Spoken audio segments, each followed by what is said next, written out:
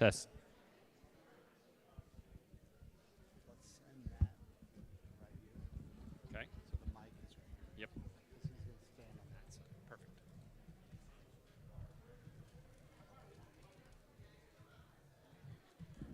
Mic right there. Yeah. So we really need to put it on that side of the stage so I can see what. Can we I can't. I'm limited fully on my cord. That's all they gave me was this much cord. Well, you're here. You can. You just go straighten your neck.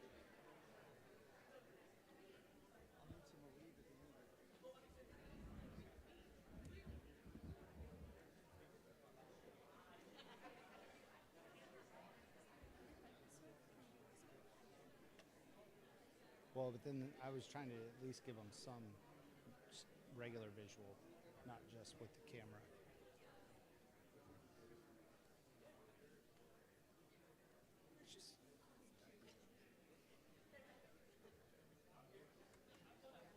It's tough because they're gonna light up the stage, but then it's gonna make that part of this.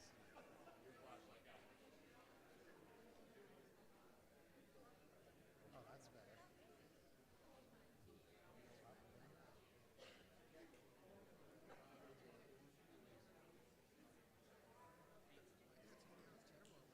Yep. Well, and there's an extra. I think You're good? that lit us up pretty Okay. good. All right. Well, let's just see what. If you need him, he's got That's your the high power. Hey, you know, this is me. My dad cussed me out when I was younger. So are you go get me or hold this? I can do both. Hey, Whatever you need. multi-talented.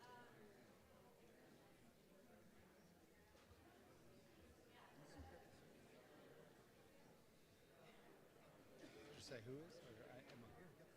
Perfect. So I have you here. Okay. Good.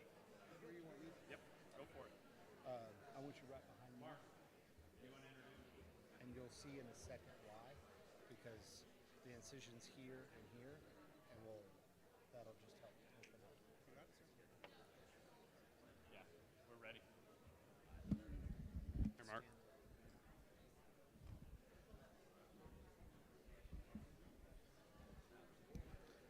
All right, it looks like we are getting close. I also really need to thank JR. JR, raise your hand. JR comes to us from Arthrex. They have been exceptionally generous over the years in securing cadavers for us and making this possible. So, JR, thank you very, very much. We appreciate it. Our next speaker, if you've been in San Antonio for any period of time, I don't really need to introduce him, but Dr. Bud Curtis from Sports Medicine Associates of San Antonio. He's been a team physician here in town for 30 plus years. Fair enough? Yeah. So we're excited to have him with us today, and he is going to do a shoulder and elbow dissection for us, and we're going to let him get started.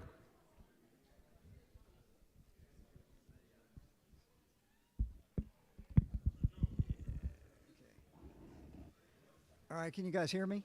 Okay. Okay. Mark, thanks. Happy to be here. We've done this before, and it's actually something that's done better in a small group. We'll try to do the best we can, kind of running through it on the screen to start with, and then at the end, if we'll have plenty of time if we want to kind of come in small groups and walk by and have me point again at a few things. We'll do that. We'll come maybe one section at a time, and then you can come back up here and see it. So, anyway, the important thing about the shoulder is that it's the most unstable major joint in the body, okay? And you have to understand that stability is based upon anatomy. The ball and socket is unstable. What stabilizes it is the rotator cuff, group of 4 muscles from the shoulder blade, and it forms the fulcrum that holds the ball against the socket when you move your arm out here in space. The deltoid, the big muscles, put your hand out here, but without a rotator cuff for balance, then we lose balance, we then get instability. For young athletes, rotator cuff pathology is not very common, okay? Tendinitis is common, but tears of the rotator cuff aren't. But tears of the labrum and things that are secondary instability is the most important thing. So keep that in mind, particularly for all the guys at high school and college level. Rotator cuff is not usually something that happens. So from the standpoint of anatomy, the first thing we do is look at the surface, topographical anatomy. We pre-dissected, so the front door to the shoulder is the delta pectoral interval. It's between the deltoid and the pec. So we'll, yeah. Cut that too. Which one? Yeah, cut that one and we'll fold that all the way back.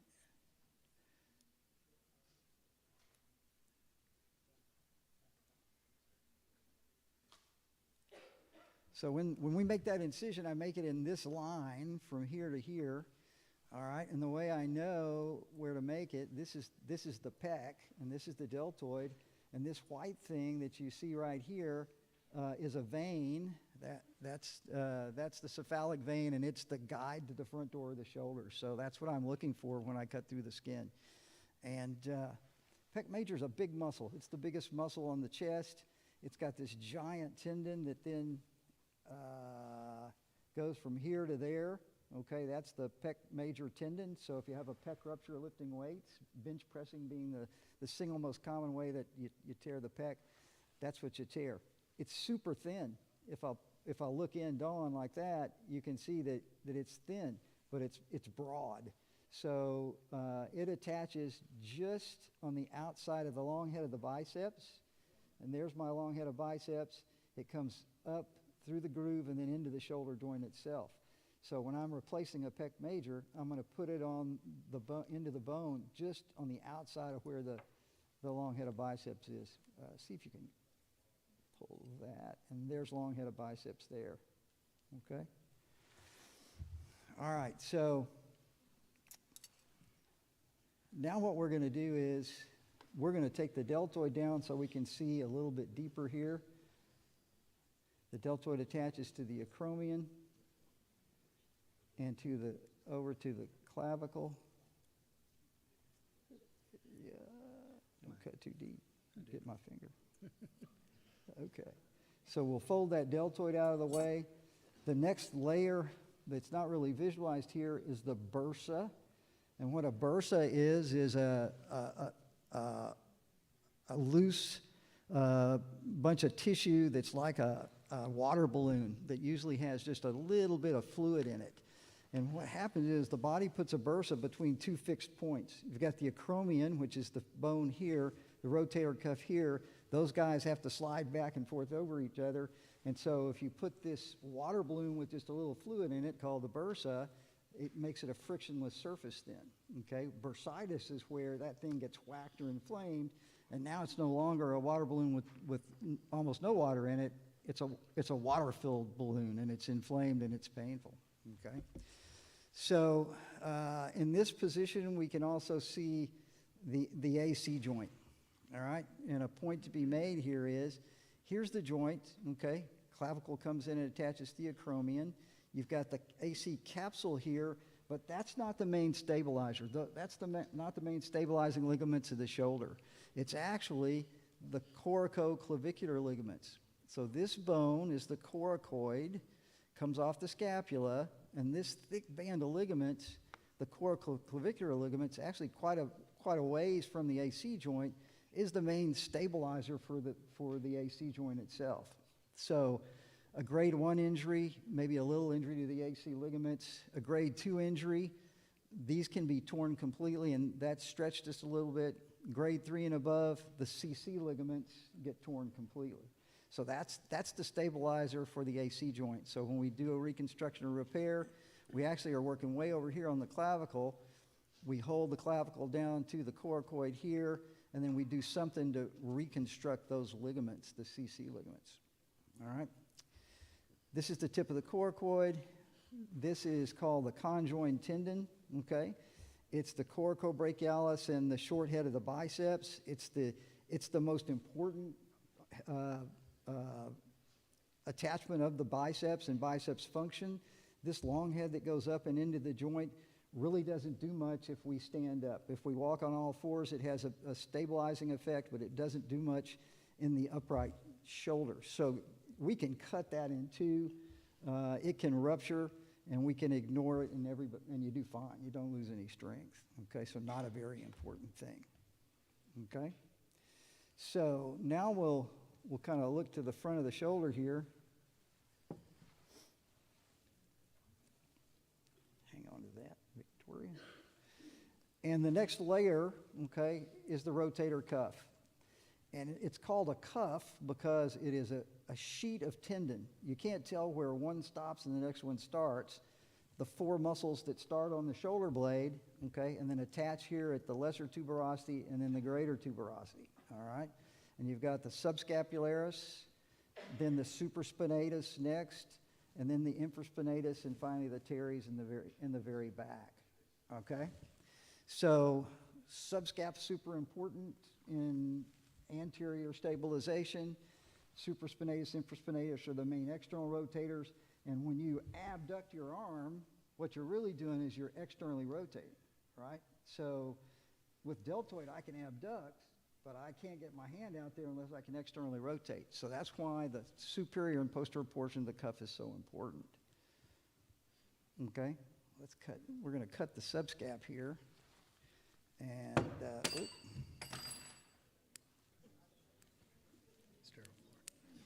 sterile floor.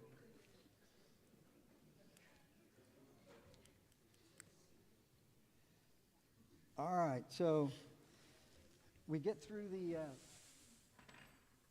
subscap, which is the front door to the shoulder, okay? And that's the humeral head, okay? And the glenoids down here deep, okay? This tissue that's just below and sometimes attached to, got a pair of pickups. The subscap and the front of the shoulder is the glenohumeral ligaments. So there's glenohumeral ligament. We took it off on the humeral side. It's left attached to the labral side. So we got to get a better view where we can actually see that. Cut that last one here. We can do that.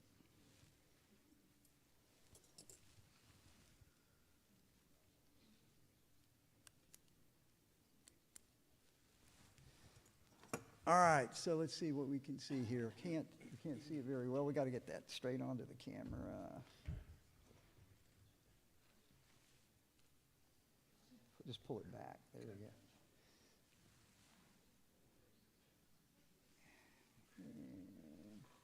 So this is the face of the glenoid. Okay, it's flat. It's got very, very little circumference to it. This is the labrum. We've done a labral repair on this, okay? The labrum is the attachment of the glenohumeral ligaments. That's the main stabilizer of the shoulder, is the glenohumeral ligaments. And hard to see this on video, but a very important structure, okay? Other important structure is, let's have this. Right down from the shoulder and coming underneath is this. That's the axillary nerve. So, and that's why you can see that if you have an anterior dislocation, axillary nerve is right in the way. It's oftentimes stretched up to 20% of the time in anterior dislocation because it comes from the brachial plexus, it dives underneath the shoulder, and then it comes around under the deltoid. Let's see where the deltoid is, right there. Underneath and around all the way to the front. So it goes under, around the back, and all the way around to the front. So it wraps completely around. So it gets traction injury when you dislocate anteriorly. Okay? So that's pretty much what we want to show on the shoulder. Now I thought we'd take a look at the elbow. I know there's a talk. I don't know if Dr. Rush talked about it today or not, but I know you're having a UCL talk tomorrow. All right. So this is the medial epicondyle. Okay, everybody can feel their medial epicondyle. That's the attachment of the flexor pronator mass, and then deep to that's where the UCL is. Okay. The thing that we fight also is this, the ulnar nerve. It comes right around the back of the epicondyle, the funny bone, so to speak. It's right where we're working. That's why sometimes when you have a UCL injury, you can have some dysesthesias out in the fourth and fifth fingers because that ulnar nerve can get irritated. All right, so now I'm going to release the flexor pronator mass. Don't have JR pull too hard on it. And I repaired this earlier. Where's that? UCL is the next deepest layer. There it is. Starts on the inner aspect of the medial epicondyle and goes down and attaches at the sublime tubercle here, okay? And so you can see that, push it my way. Yeah. It's a really tight structure, all right? When it gets injured and it pops, you put it in the valgus, and that thing goes. It's a thin but very taut ligament, okay? Very hard to repair primarily, okay? That's why they invented the Tommy John operation, because it took a graft to be able to reconstruct that to ever have it actually be very successfully working again. So, questions about anatomy?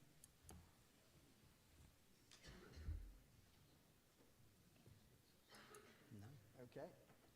So I think what we can do is, if anybody wants to come up and kind of walk by, I can show you up close and personal. And we could start with this group over here, and I can answer questions, maybe a 5-minute walkthrough or so, and then the next group, and then finally the other group if y'all want to do that.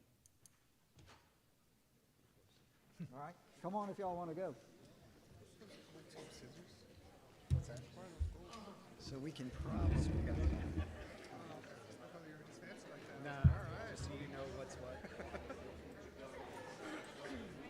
Because otherwise we can have all the instrumentation. Like this is in, yeah, you get that. It's like We probably don't use a lot of these guys. As far as we appreciate it. you got the other. So come around to this side. Yeah, from where you can see.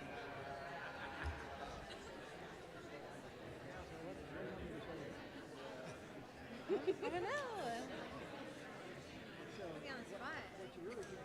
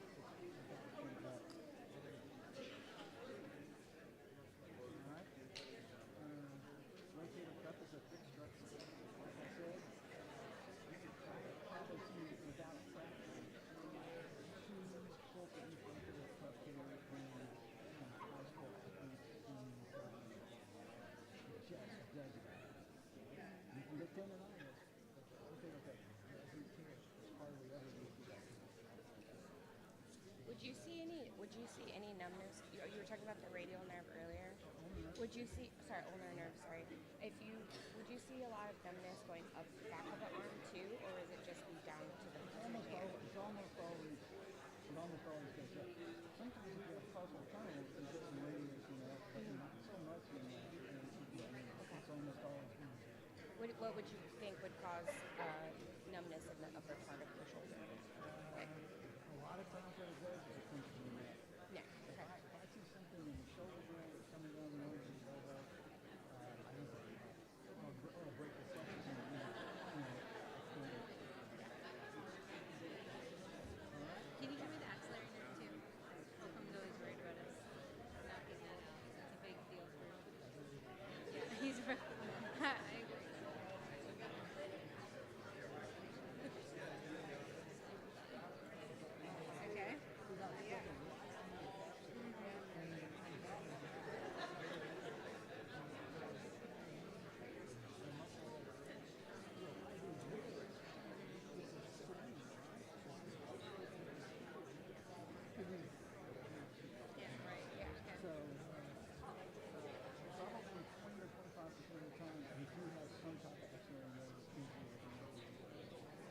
sometimes it's just a little number. This is easy, but sometimes it can be complicated. Right.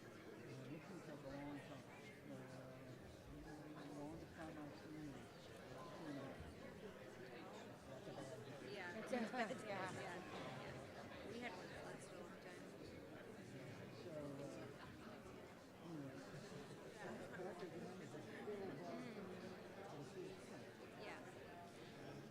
It's still easy to feel like it's been 90% of them with a beach president.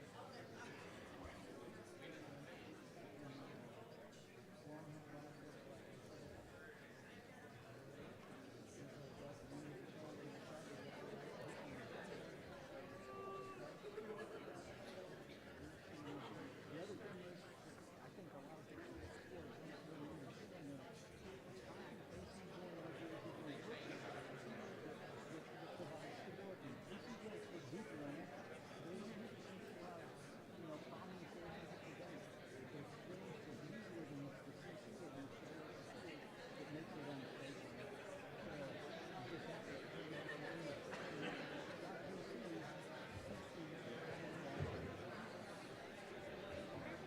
Thank you. Thank you. Appreciate you.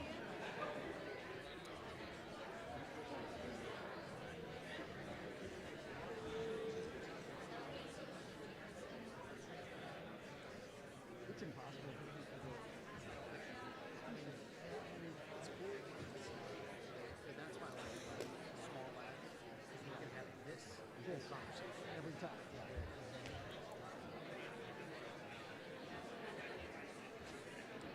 And it was really good on with the one that they do with the kids and the adults.